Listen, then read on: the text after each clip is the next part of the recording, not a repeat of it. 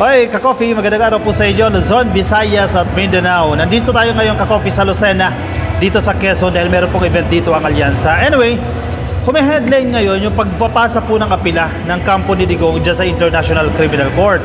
Ang nakakatawa, kine-question nila yung mismong ICC. Diba? ICC yung nagsagawa ng investigasyon, tapos kine-question nila yung investigasyon mismo at ang masaklap sa ICC nila kine-question. Wait lang. Parang hirap nun, di ba? Kasi gusto nila palabasin na agad si Digong. Unconditional release, ka-coffee. Ibig sabihin, walang kondisyones, palabasin si Digong.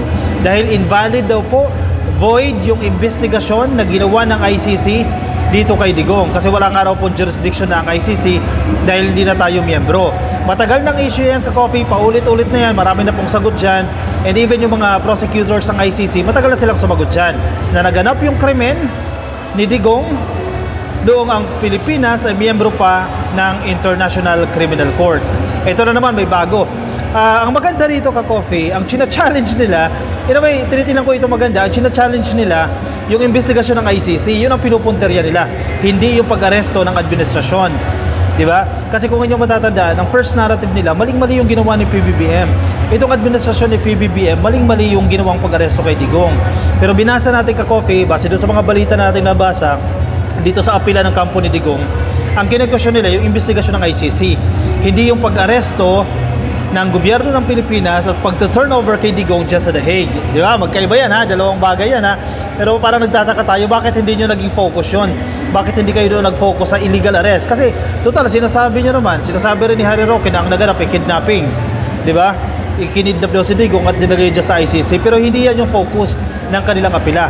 Ang kanilang apila ay gawing void yung investigasyon na ginagawa ng ICC dahil walang jurisdiction. Hoy, ang nangyari? Bakit nag-iba kayo ng tono? At ang masaklap pa, kine-question ninyo, kung sino yung kine-question nyo, doon kayo umaapila. Di ba? Paano ba yun? Hindi rin natin alam kung paano yung tamang proseso dyan, pero yun ang argument dito. Yun ang main point. Wala daw po jurisdiction ang ICC. O ito, Justin, ka-coffee, 3 hours ago ito, nasa biyahe kasi tayo, ka-coffee, nasa Philippine Star. Sige, basahin ko lang sa inyo at himayin natin itong issue na to. Lawyers of former President Rodrigo Duterte have formally challenged the jurisdiction of the International Criminal Court or ICC over alleged crimes against humanity committed in relation to his administration's bloody campaign against illegal drugs. Sige, point 1. Jurisdiction. Yan ha, jurisdiction. Walang jurisdiction ang ICC sa kaso ni Digong. Wow. O sige. Pero nakulong na. Wala pa rin jurisdiction. In a 38-page filing dated May 1, ibig sabihin, kahapon lang ito, ka-coffee. May 1, final po ito, 38 pages po yan. Defense lawyers, si Nicholas Kaufman and Dove Jacobs said, and I quote, preconditions for the exercise of jurisdiction were not met at the time when the pre-trial chamber authorized an investigation on September 15, 2021. Counting background tayo. Base dito sa petsa, September 15, 2021, inauthorize po itong investigasyon na to. Hindi na miyembro ang Pilipinas, ka-coffee. Kasi kumalas tayo dyan, 2019, nag-take effect na yan. Hindi na tayo miyembro dyan. Pero may sagot dyan ang prosecutor na noong naganap itong krimen na to ni Digong, miyembro pa ang Pilipinas. O sige, yan ang sinasabi nila. Hindi daw po na-meet itong preconditions for the exercise of jurisdiction.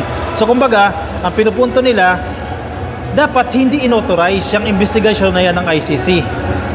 Kasi nga, may mga kondisyones na hindi na-meet. Yet, itong ICC, they push through with the investigation kahit na hindi na-meet yung mga kondisyones ng jurisdiction. Yan ang pinupunto nila. Pero nakakatawa nga i-challenge mo yung agency na siya mismo ang nag-authorize ng investigasyon. Diba? Hindi ko alam kung paano diskarte yan, paano nila lulusutan yan. Kasi if ever man, ano ba, pabura ng ICC itong defense, itong nire-request ng kampo nila Digong o itong sinasabi nila na wala kayong authority sa pag-iimbestiga sa Pilipinas, sino nakakatawa dyan? Hindi ICC ang nakakatawa dyan. Diba? For all this drama, lahat itong mga naganap, lahat itong mga senaryo, hindi pala authorized. Hindi pala legal. Diba? Nakakatawa ang ICC dyan. Pero ang masaklap dyan, ang mag-a-approve ang magdedetermine ay ang ICC din. Sa tingin ninyo, ipapahamak ng ICC ang sarili niya? Hindi ako naniniwala. Hindi daw po na-meet yung mga preconditions for the exercise of jurisdiction. So madaling sabi, wala kayong karapatan. Yun ang sinasabi ng defense ni Digong. Wala kayong karapatan ICC, wala kayong karapatan na imbestigahan si Digong. Wow. Sana all. Walang pwede mag-imbestiga kay Digong. Ganun ba yan? Definitely sa Pilipinas, hindi mo siya may imbestigahan eh. Presidente ka, imbestigahan ka. Diba? Hindi tinukhang ka. Diba? Kaya ito yung sinasabi ng ibang mga DDS eh. Bakit hindi kayo dito magsampa ng kaso sa Pilipinas? Nung panahon ni Digong, hello, ma'am. Kakalabanin mo ang presidente dito mismo sa Pilipinas, eh, alam mo na berdugo. Alam mo na ipapatumba ka, ipapatukhang ka. Maglalakas loob ka pa. O ikaw, pedicab driver ka. Asawa ka ng pedicab driver. Senior citizen ka na mahirap. Diba? Isang kahig, isang tuka ka. Magsasampa ka ng kaso dito sa Pilipinas. Common sense. Walang kakainat na yung kaso na yan. Buti nga may mga tumulong na pare eh. Dito sa mga biktima na to at inangat nila yung kaso nila, dinala sa International Criminal Court dahil alam na alam nila na kung dito sa Pilipinas walang linaw yan, walang kakamutin yung kaso na yan. Mabuti inangat sa ICC, pero yun yakin, question of defense. Wala kayong jurisdiction, hindi nyo dapat ginawa yan. The Republic of the Philippines was no longer a state party to the Rome Statute at that critical point in time. The defense challenge read. O yan sinasabi ka, Coffee, na noong September 15, 2021, wala na silang hindi na miyembro ang Pilipinas kung saan inauthorize itong investigasyon. Factual, yes, totoo naman yan. Hindi na tayo miyembro dyan, pero may sagot dyan ng prosecutor. The ICC prosecutor earlier maintained that it was authorized to investigate the alleged crimes committed in the Philippines when it was a state party to the Rome Statute, the treaty that established the ICC. Consistent ang prosecutor dito, Ka-Coffee. Consistent yung mga prosecutors ng ICC. Pwede kayong imbestigahan as long as yung krimen na ganap habang miyembro pa ang Pilipinas o isang estado, isang state ng ICC. During that time, kailan ba naganap yan? 2016, 2017. Diyan naganap yung mga krimen na yan, natukhang. Kaya nga hindi naman 30,000 yung nandiyan sa ICC. Yung kaso sa ICC, hindi 30,000 deaths, 30,000 cases. Less than 100 Ka-Coffee. Dahil yung mga kaso na yan, naganap noong 2016, 2017. That time na nagaganap yung krimen na yan, miyembro tayo ng ICC. Yun ang sinasabi ng prosecutors. Yun ang ini-insist nila. Nung naganap yung krimen na yan, parte pa kayo ng International Criminal Court. Signatory pa kayo ng Rome Statute. Pero sinasabi ng kampo, hindi, wala ng jurisdiction noong 2021. Yes, wala ng jurisdiction. Pero nung naganap ang krimen, may jurisdiction pa rin ang ICC dahil miyembro pa nga tayo eh. Sabi pa, that the Philippines was not a state party when the investigation was opened on September 15, 2021. Correct naman yan. Is immaterial and does not deprive the court of jurisdiction over crimes allegedly committed during the temporal scope of the investigation. Yan ang sinasabi ng apila sa ICC Appeals Chamber noong April 4, 2023. Malinaw naman yan. Pero hindi yun ang pinag-uusapan, Ka-Coffee. Nung inauthorize itong investigasyon, April 2021, pero ang iniimbestigahan dito, naganap noong miyembro pa tayo ng ICC. Yan ang hindi nila nagigets eh. Hindi nila naiintindihan. Even yung ibang mga DDS, pag nakausap mo sila, yan lagi sinasabi, wala kasing jurisdiction ng ICC. Yun nga eh, malinaw na malinaw eh. Sinasabi ng mga prosecutor, naganap yung krimen, miyembro pa kayo. Hindi naman magsisinungaling yung timeline eh. Hindi mag-iba ang timeline. Wala nagbago dyan. Hindi mo pwedeng ma-edit yung timeline na yan. Itong mga krimen na ito, naganap yung 2017. Yung iba, 2018. In 2018, former ICC prosecutor Fatou Bensouda initiated a preliminary examination of the situation in the Philippines. It prompted the Duterte administration to withdraw from the Rome Statute. Correct naman yan. Nung nag-apila sila, ipinasa nila yung 2018, nag-take effect yung withdrawal ng Pilipinas dyan sa International Criminal Court noong 2019. Pero again, hindi pa rin nagbabago yung jurisdiction dyan ng Pilipinas. Although the withdrawal of the Philippines from the Rome Statute of the ICC took effect on 17 March 2019, as the court has previously found in the context of the Burundi situation, the court, ito ha, pakinggan ninyo, the court retains jurisdiction over crimes that are alleged to have occurred on the territory of that state during the period when it was a state party to the Rome Statute. Moreover, these crimes are not just subject to any statute of limitation. Yun yung sinasabi ko sa inyo kanina, Ka-Coffee. Paulit-ulit tayo dyan. Yung krimen na ganap habang miyembro pa tayo. Kasi mag-e-effort ba naman ang ICC? Sa tingin ninyo, magsasayang ng effort ang ICC, imbestigahan? Pakialam ba namin dyan? Di ba? Papakialaman namin kayo, hindi man kayo miyembro. In the first place, yung krimen hindi naganap during your membership sa ICC. Bakit namin pakikialaman yan? Pero hindi eh. Malinaw na malinaw, itong mga kaso na to, itong mga krimen na to, miyembro pa tayo ng Pilipinas. At dapat kumilos dyan ang International Criminal Court. Dahil malinaw naman din na kung dito sa Pilipinas ka magsasampa ng kaso nung panahon ni Digong, walang kakahinatnanan. Mababasura yung kaso. Kung hindi man mababasura, madidelay. Dahil yan ang justice system natin. Aminado naman tayo dyan. Hindi nyo pwedeng i-deny yan. Ganyan ang justice system. Madedelay yung kaso. Oh, ganyan nangyari kay De Lima. Kay Laila De Lima, di ba? After ng administrasyon ni Digong, may mga nanagot. Bakit dinelay yung hearing na yan ni De Lima? Panahon ni Digong eh. Oh, kasi sabihin nyo, bakit nangingialam ang ICC? Saan patatakbo yung mga biktima? Yung mga kaawa-awang biktima, yung mga pobreng biktima, kanino tatakbo yan? Kung hindi sa ICC. Wala silang makakamit na hustisya dito sa Pilipinas. Tinutukhang. But Duterte's lawyers in the latest filing claimed that all procedural steps taken in the case of Duterte, and I quote, lack legal foundation and should be nullified forthwith.